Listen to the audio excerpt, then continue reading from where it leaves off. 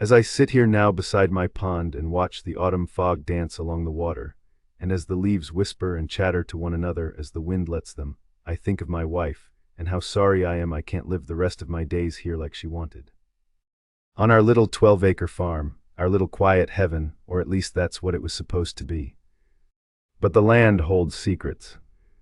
I know now, without a lingering question in my heart, that hell exists. I wish that gave me comfort, because that means that Diana is waiting for me at our next quiet little heaven, one that doesn't mock the search for peace, but it doesn't. Once the sun winks its red eye closed and retires for the evening, I'll be gone from this place. But there are two things I need to do first, and one of them is to write this down before I put it behind me forever. Although a part deep inside of me, the part that can't be lied to, knows that the curtain will never close on me again no matter where I go. Knows that I'm forever and always awake. Cancer took her last year. She was 37. There are a million words in me I could say about losing her. The shock, the denial, the hope lost, and the twinkle in her eyes that was lost with it. The pain, those nonsense last words, the last breath. She's gone now, that's all that matters. We'd bought a 12-acre homestead in southern Illinois to escape the city.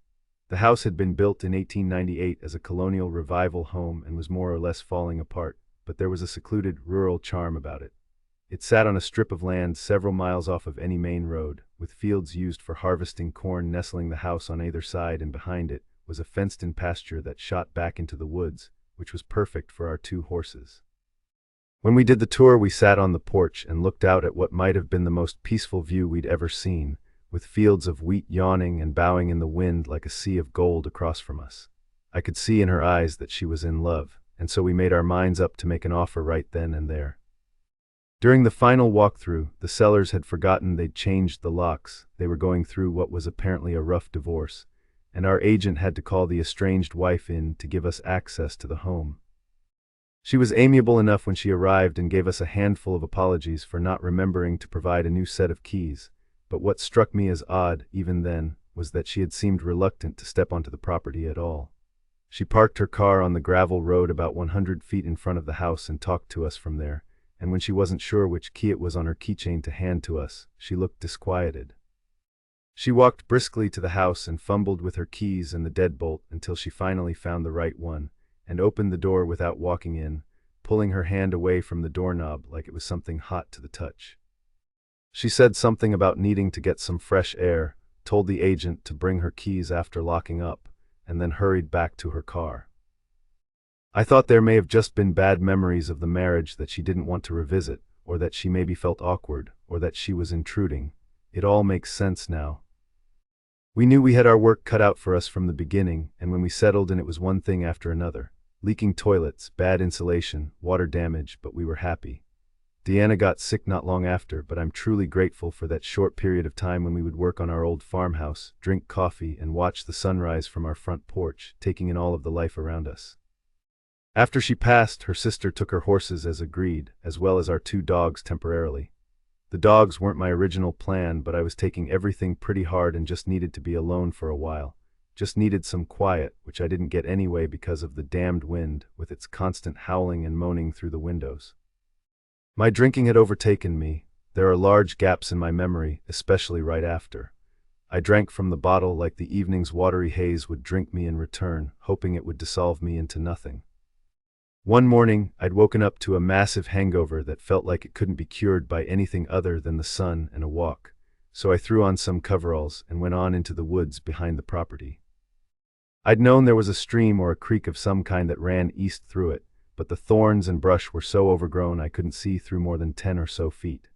There was a supposed path of some kind that led to the stream, and I thought if I could just push my way through enough, I'd eventually run into it. It only took me about 5 minutes until an overgrown, but manageable clearing revealed itself and led me to the small stream, a steady flow of water running through it. It was only about 6 or so inches deep, but had carved its own winding path deep into the dirt over the years. I followed, thinking I'd see the tracks of various animals nearby that came to drink from it, and I did. I continued on, and in the water, I started seeing these broken fragments of bottles.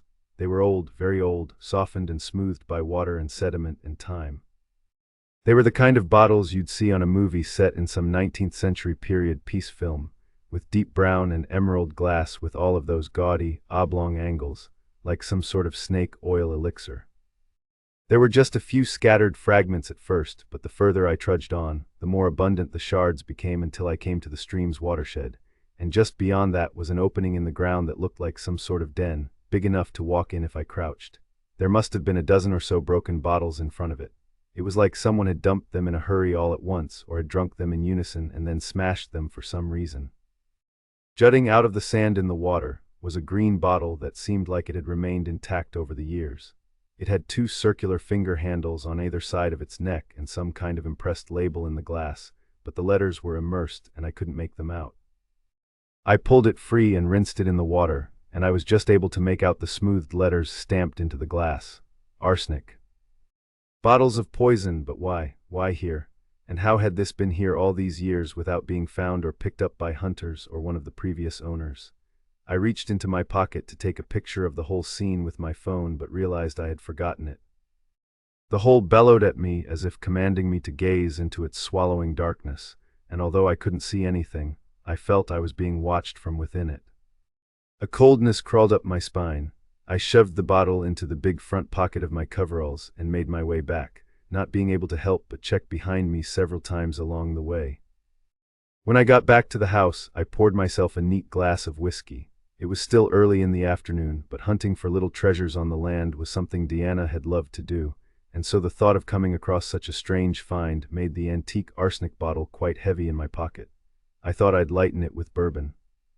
I placed the old green bottle on my coffee table and sat across from it on my couch, and I sipped my drink. I stared at it in my quiet, empty house, quiet save for the wind. I sipped again. It was so interesting. I thought deeply on how it got there, how it hadn't been found in, well, I don't know, 130 years, maybe more. I knew arsenic had been used in tonics and pesticides before they knew how deadly it was, but it just seemed such a strange place for them to be. I thought maybe the isolation and grief had made me paranoid. I sipped my drink again. I poured another glass and then a few more. The room went orange as the low sun came through the glass and the wind howled through the poorly sealed windows. The old poison bottle had entranced me, and in staring at it, I'd lost track of time. Things went soft around the edges and the whiskey numbed my tongue, glass after glass, but I remember at some point I'd imagined it had comforted me, spoken to me with silent words. "Drink," it had said. "Drink it in." And I did. It knew my pain and wanted it gone. I sunk into the bottle and faded with the evening. I awoke on the couch with a massive hangover, the bottle still staring. An empty one that had housed the whiskey the night before now rested beside it. I fumbled around in the medicine cabinet for some spare aspirin and forced them down with some water from the sink, and went to the front porch to sit in my favorite chair and catch some crisp morning air. When I stepped outside, I noticed that the chair had been turned around toward the windows, facing right into my living room where I had slept the night before. It had been pulled close to the glass, almost like whoever was sitting in it wanted to be as close as possible to get a better view of the inside. It had to have been me, I'd thought, but why the hell would I do that? The wind had been howling and was known to blow things around, sometimes clear into the yard, but this chair was made out of cured oak and weighed 30, maybe 40 pounds. It didn't seem likely to have moved it. This heavy, floral smell clung to the wood, like some sort of gaudy lavender perfume you'd find buried in some box in your grandmother's basement. Not thinking of the absurdity of it, I went back inside and sniffed the mouth of the old bottle. Nothing but the remnant smell of water. The pain from the hangover pulled the turned chair to the back of my mind. I had been in a drunken stupor and could have fumbled around out there, doing God knows what. I only managed to make it a few hours before heading to the liquor store to grab another bottle. I sat back on my couch, across from the old green bottle and its drained companion from the night before, and I drank in silence, just like it wanted me to. Sometime during the night, maybe 11 or so, but it's hard to say, I was very drunk. I was browsing my phone from my couch, and 3 soft knocks tapped at my door. I didn't see any car lights come down the gravel road that ran adjacent to my house. Maybe one of the neighbors needed something, I'd thought. For reasons I can't quite comprehend, I offered a consulting glance at the bottle on the table. It told me to answer in its wordless way, and I listened. I got up and went for the door, flipping the light switch to the porch on and remembering there had been a short in the wires. I opened it. There stood a thin young woman, faintly bathed in what little light the only lamp in the living room offered. It was hard to make out her features, but she looked like she might have been in her early to mid-20s. Her hair was long and looked like it could have been a light brown, draping halfway down her back. She wore this white embroidered nightgown that might have been beautiful, except even in the timid light I could see dirt on it in several places. The shadows hid much of her face, but even then she looked pallid, her eyes bringing about this astounded look on her face as if she were confused or lost. I stood there with my drink in my hand, unsure of what to say or how to address such a strange and unexpected visitation in the middle of the night. She said that she was sorry for disturbing me, but that she was looking for her dog. She said she lived about a mile down the road and had been hearing prairie wolves the past few nights, and her dog had run off into the woods and was nowhere to be found. She said she was getting very worried they might have tricked him into chasing after them. I told her I hadn't seen or heard of any coyotes and then asked her about the dog. She said he was a collie and his name was Copper. I looked down and noticed she didn't have any shoes on and her feet were covered in mud. "Did you go running through the woods in a gown without shoes on to look for him?" I asked her. She glanced down and studied her mudded feet with that same surprised look and said nothing. I thought maybe she was drunk or medicated, but she looked harmless and the whiskey had always made me well disposed.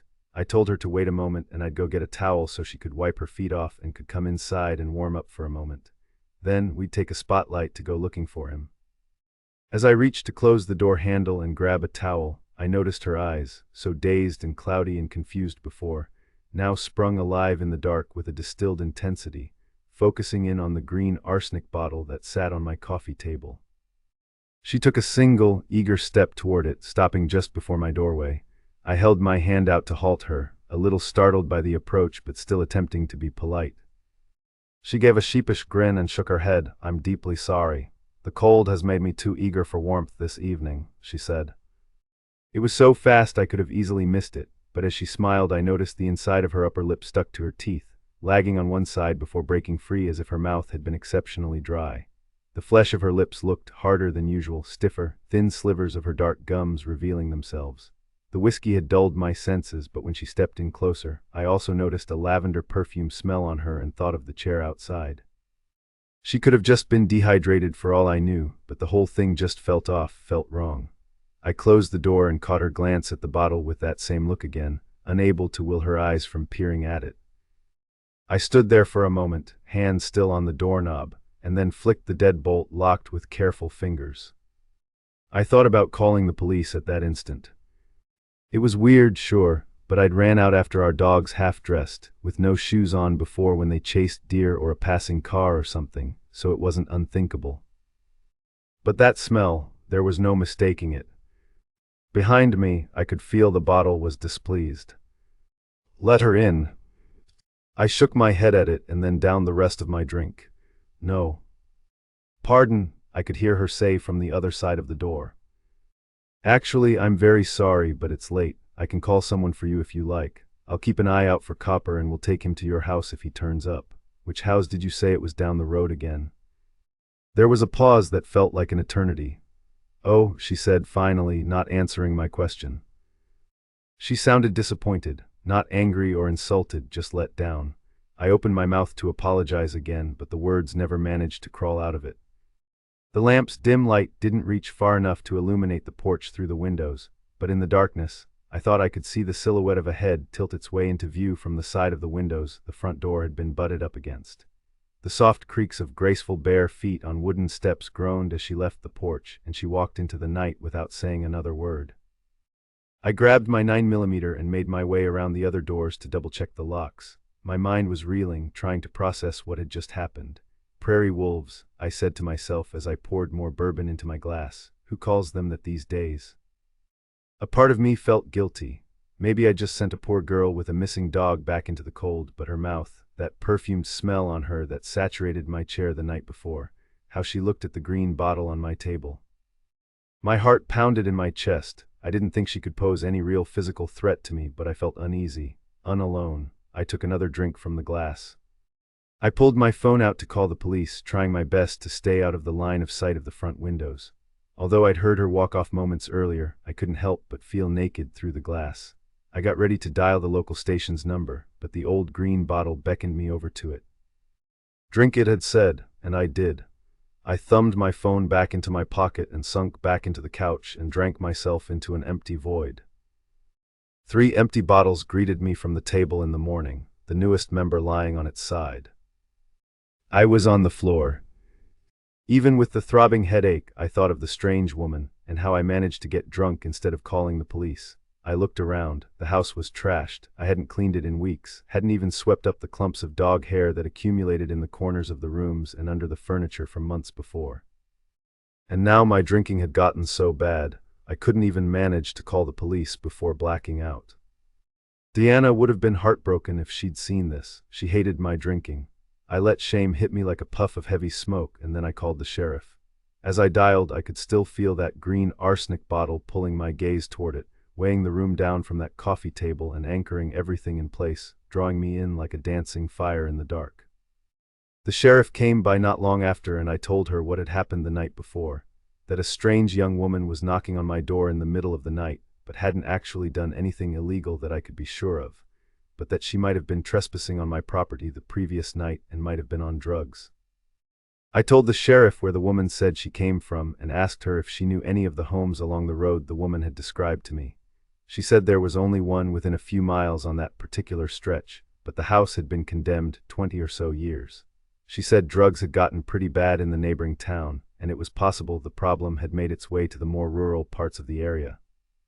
She told me she would ask around in the area to see if any of the other homes experienced anything similar, and then offered to check in throughout the night. I told her it wasn't necessary, and that I had plenty of guns in the house to protect myself with if it came to that. After the sheriff left, I uncorked my bottle and poured a glass. I just needed to take the edge off. When I looked over at the coffee table, I noticed the antique bottle was gone. Panicked, I searched the house for it for 15 or so minutes before I realized I'd put it in my coat pocket before the sheriff came by earlier, just to keep it close. A few hours later, as the sun was going down, I went around back near the gated strip that led to our pond and pasture that was butted up against the woods, where Deanna's horses used to be. There had been some equipment I'd left out there for weeks, and there was supposed to be a storm coming that evening, and so I'd wanted to move everything into the barn. When I got back to the gate, I noticed it had been opened, which was something I never did, even with the horses gone. In the fading light, I made out footprints along a thin beaten path that ran through the center of the strip where the horses used to walk up to get feed. Bare footprints from small bare feet. She had walked through the woods, through the pasture to come knocking on my door. I thought I could make out at least 2 sets going both toward the house and then back down the path again, but with overcast blocking the moon and stars, it was getting hard to see anything. I followed the footprints 200 or so yards until I could see them cut down into the pasture and to the gate that led into the woods. It had also been left open. I reached for the old green bottle for comfort and realized I'd left it in the house. I needed my gun. I needed my gun, and I needed to call the sheriff, and I needed that goddamned bottle. I began making my way back to the house when I saw the woman, walking past the pond and the mausoleum where Deanna rested and heading toward the house. She would have been impossible to make out in the dark if it weren't for that white gown. I yelled out to her and started running before tripping over some broken wire fencing that was on the ground. She either ignored me or couldn't hear my voice through the rustling corn, which had begun to move with the wind from the oncoming storm. I was just too far away from her. She made her way to the house with this calm grace and then went around it to the front. I realized my gun had been on my table in plain sight and I hadn't locked my door. I'd been drinking until I was numb, just like that fucking bottle had told me to, made myself careless and stupid. There were hammers and a machete in the barn, but it was in the opposite direction, and by the time I grabbed one of them, she could easily have been inside the house for a minute, maybe more. The best thing I could find on the way was a little trench shovel in the garden. I grabbed it. When I got around to the front of the house, the door had been cracked half open. She'd gone inside. The wind blew harder and began its howling, now carrying cold pellets of rain that stung as they hit my face. My legs didn't want to approach the house, but slowly, I did, that middle step to the porch creaking the loudest it ever had, even in the wind and the rain. I pushed the door open further with the tip of the shovel. The whiskey bottles that had made themselves so comfortable next to the old green poison bottle were scattered about the floor, the green bottle gone. The gun was still sitting there, untouched. I grabbed it. I looked around for my phone but didn't see it in sight. I could hear her walking around upstairs in what sounded like Deanna's office. I aimed my gun into the darkness toward the top of the stairs and yelled out to her, "Come out of there, I'll fucking shoot you if I have to." The creaking floorboards stopped for a moment, and then she walked out onto the landing, an obscure phantom in the dark, except for the faint lunar glow of her gown, except for the whites of her confounded eyes. She had the bottle in her hands, and she seemed to be crying. Her hands were shaking. "Don't drop it," I said lowly, eagerly. She tilted the bottle up above her head and stuck her tongue in the opening of its neck, desperate for something that hadn't been inside of it for well over a century. Her tongue made this squelching noise as she did it, as if it were much, much too dry. She gave me a distraught look and cried harder. The wind moaned through the windows, through the darkness of the house. I'd never felt more alone in my life. "Why isn't it working, Elijah?" she asked me from the top of the stairs. I didn't know what to say, nor did I have any clue who Elijah was. The woman had clearly lost her mind. I had to make sure she put the bottle down before she broke it. "Come on down, we'll just talk about it." She cradled the bottle tighter, taking slow steps down the staircase and stopping at its base. "It didn't work for me," she said in the dark, sobbing as the words left her. I lowered my gun and reached for the lamp on the island in the kitchen near the foot of the stairs, and for the first time, I truly saw her. She wasn't much more than an emaciated skeleton. Her skin was hardened and yellowed and pulled tight to her. She looked not much different than Diana did on her hospice bed just before the end. No doubt if I would have left her in her bed a few days after she'd passed away, they would have been hard to tell apart. I should have been terrified, and a part of me was, but she looked so helpless, so pitiful, like a child holding a teddy bear. This overwhelming sensation of sadness filled me. "Why did it work for you and not me, Elijah?" she asked me again. I set my gun on the table. I thought for a moment about whether or not to correct her on who I was, and decided it didn't feel like it was the right thing to do. I asked her what she meant. Her eyes sobered like she realized I wasn't whoever this person was for a moment, and then she retreated. "It calls to me, but why am I still here and you're not?" I didn't respond, but I felt her words. I'd felt them in me every day since Deanna had gone. "And the others?" she asked. I began crying with her. "I'm so sorry."